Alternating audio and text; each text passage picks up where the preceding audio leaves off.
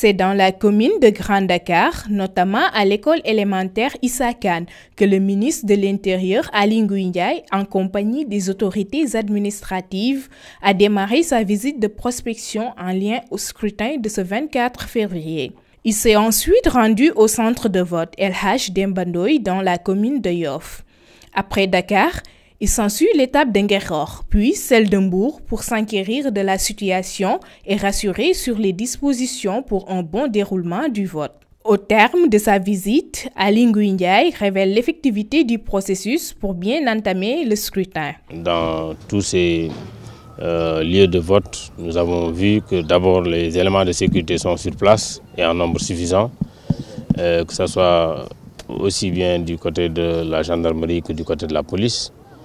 Nous avons également vu que tout le matériel est également en place. Déjà, le matériel lourd est déjà installé. Je pense qu'il reste juste aujourd'hui à installer le matériel léger. Et vous avez vu avec nous que tout le matériel des bureaux c'est contenu dans les urnes.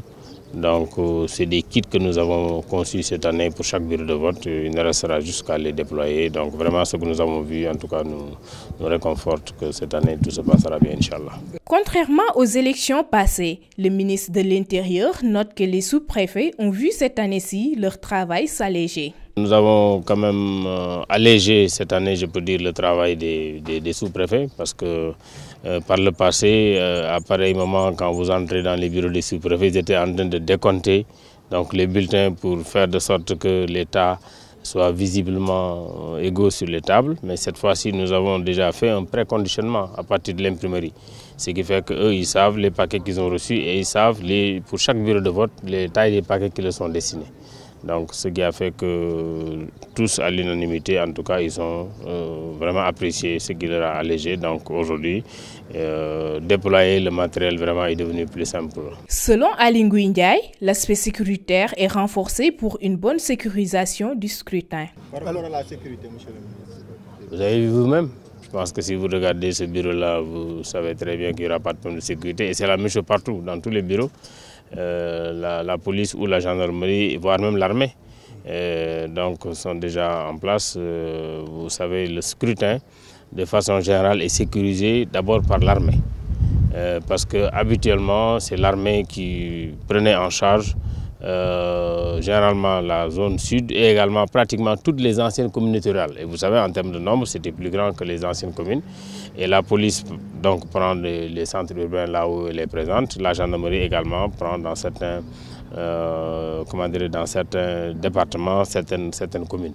Donc c'est le cas aujourd'hui un peu partout. Vraiment au niveau sécuritaire, nous n'avons pas de crainte, tout est en place. Ainsi, le ministre estime que les consignes sont claires. Toute personne ne souscrivant pas aux directives données sera immédiatement renvoyée du lieu de vote, y compris les journalistes.